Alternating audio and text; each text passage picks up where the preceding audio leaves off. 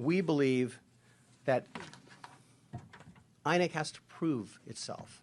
It has to prove the results it announced were true and were real. There are 176,600 polling stations.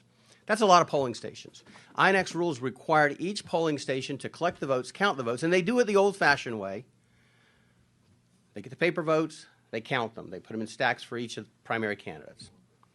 They were to gather those results, publish the local results, and then transmit the results, and ultimately they would go to Abuja and be certified. Well, what happened was they published some of the results early on, and then they took them down. And so what they have is something that looks a little bit like this, scribbling, when it used to look like this, where it was written. Someone didn't like the results. That's what appears to have happened. Dr. Ogebe observed it happening. So what we have is vote rigging, vote buying, and bribery. So despite INEC's efforts, nothing good happened. And we're back to the same old thing, the same old efforts. So what do we do? What do we do in the United States? What do we do as members of the diaspora? What do we do as international attorneys or international law folks? What do we do to ensure democracy can thrive? That the promise of 1960 can become true again, hopefully. Well, we are asking that INEC throw open the curtains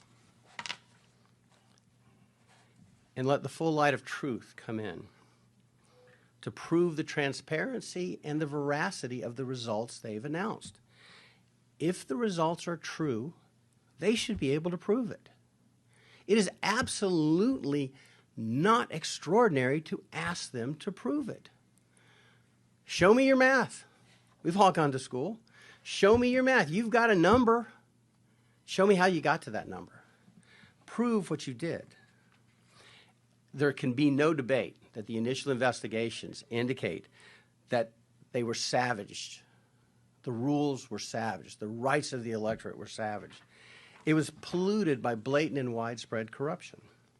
And as Dr. Lloyd said, the four horsemen of democracy's doom, bribery, intimidation, insecurity, and vote rigging, appeared to trot and run roughshod all over the nation.